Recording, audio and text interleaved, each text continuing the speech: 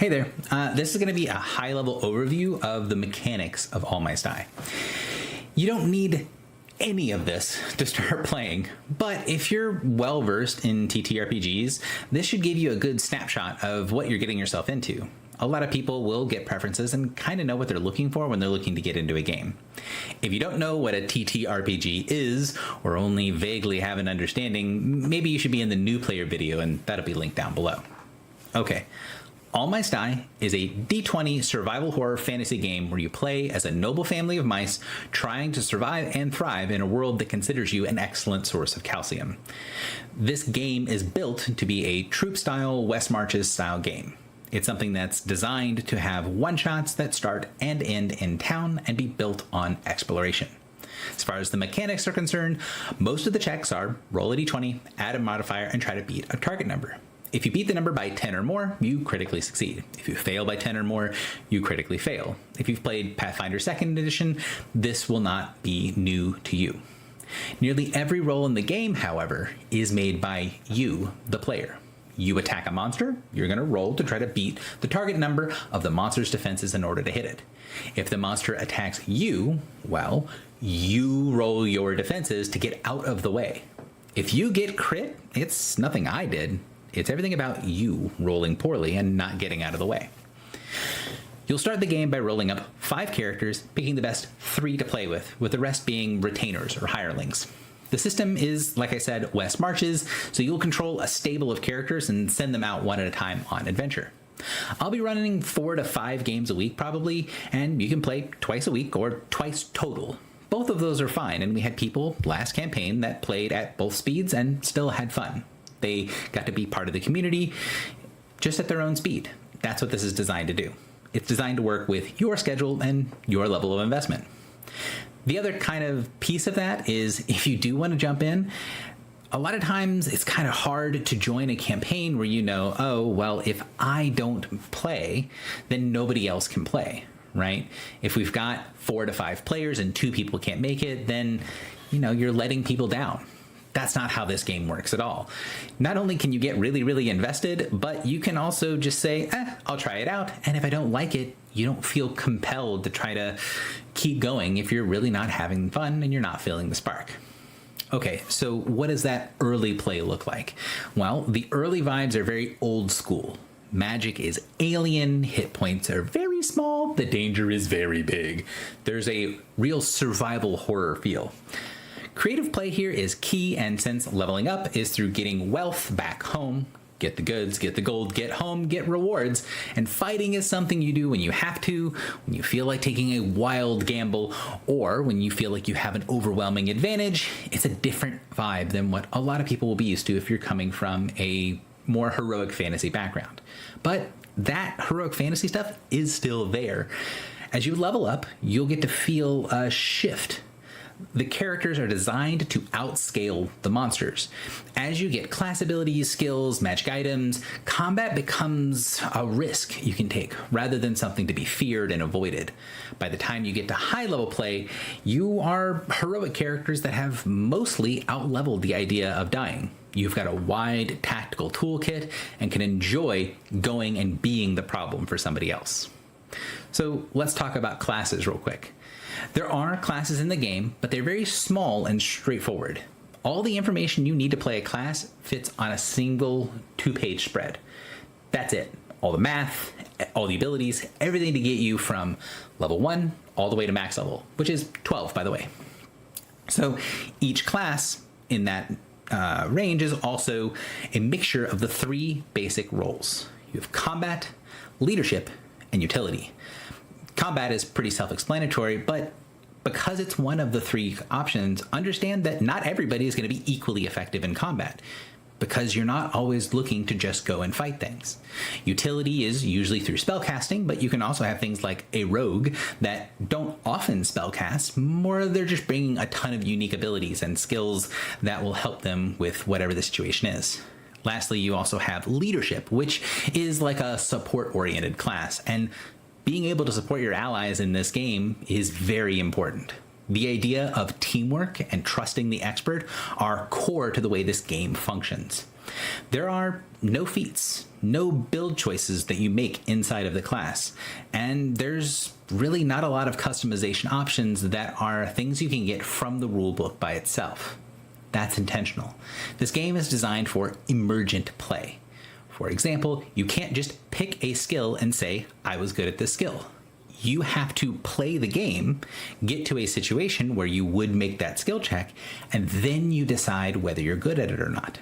So you can't make a character that's the master historian and then go out and never use history. That's just not how the character is going to function. What that plays out in practice means that you then pick the things that get better at what you do. You get better at the actual parts of adventuring that you're paying attention to and you're actively engaging with. So that's on the skills side of things, which you get lots of abilities from your skills, more from skills than from class at least. But there's also another thing.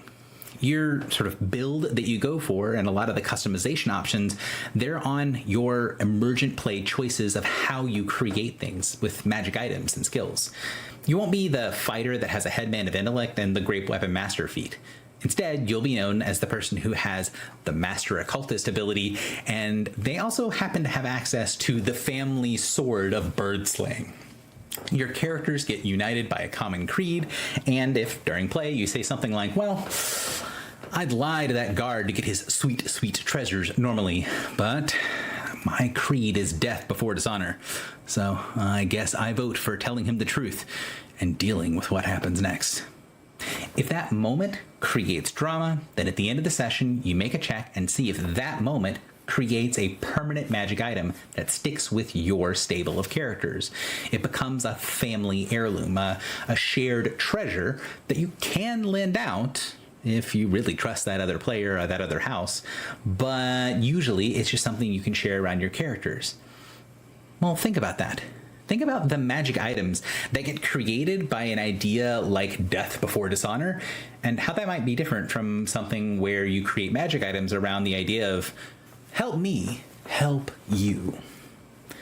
If you're more narratively focused, that might sound really fun, and the idea of playing multiple characters that might die might feel off, negative, that'll just kind of take you out of things. But I need you to understand that the true character is immortal. There are always more mice. Your bloodline, your family, that is your character. There's always more members of House Stark when Robb or Ned dies. There's always a Lannister at Casterly Rock. The individuals come and go, but key characters will tend to stick around for a really long time, and some of them will make it through the whole series, through the whole campaign. There's always more mice. Now, the central theme of the story, that stays put, and so you can really invest as much time, energy, and effort as you want to. Rather than writing a backstory for this particular character, you can write milieus or stories about different characters, cousins and brothers, and the family tree. Pull everything together into this collection of anthologies of some of the characters. I know a lot of people that have characters in the back of their head, have ideas for things they want to do, and they don't have a place to play all those characters. A game like this can be a really good place to get out 10 different characters and see what they feel like to actually play in the world. Okay, so what's all of this for? Well, this is all to build up your family, to build up your influence. In that vein, you can earn influence every time one of your characters level up. You don't lose that if the character dies. I made it from level 1 to level 2, 1 point of influence. I made it from level 8 to level 9, also 1 point of influence. It is this meta currency that you can use to then define your family, to define how your group influences the world. Do you spend that influence to build a library or a school? What about a combat arena? Or do you use that influence to research your own history and unlock the magic in the bloodline hidden deep? Exploration is the name of this game. There are only 6 classes unlocked at the start of the campaign, but there are literally dozens more waiting to be found.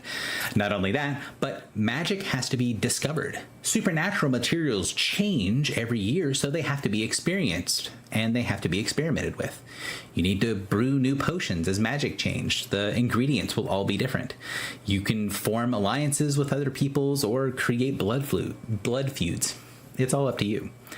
You can kind of get as far ahead as you can and be prepared for when winter comes. That's the overall goal of the game.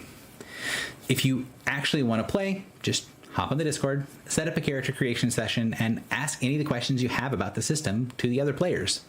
It takes about 30 minutes plus any time that you have for questions, and you'll know yourself on how much you want to deep dive into the stuff in the sidelines before you get playing. But just understand that the game is designed to be emergent play. You don't have to go read through 50 different feats and know which race class combination is meta, because that doesn't matter. Just get in, start playing. You can figure out really cool combinations as you go, but you won't be able to figure out that they exist until you start playing. These games are either online, or if you happen to be in Louisville, Kentucky, you can play in person, and we'll also be running at conventions as well. We don't ever mix those two groups. It's not going to be like one online player and a group of in-person players. They are separate, but the communities are shared. And what you'll find out is that there are little niches that get developed. They aren't in crowds, so they don't try to push other people away, but different people's schedules will just naturally line up. And what you'll find is, as the community grows, there'll be certain things that happen that trigger this cascade of information, that trigger ideas flowing back and forth.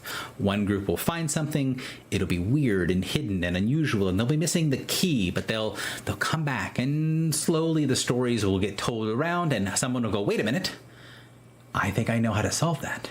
Let's get a group together and go figure it out. If you're someone who prefers running games, well, there are rules for DMs to run in the setting, but before anyone can run, I really want to make sure that you vibe well with the community, that you kind of get an idea of what we're doing here before you really jump in and get behind the screen. Because at the end of the day, West Marches is all about community. I hope this helped, and I'll see you at the table.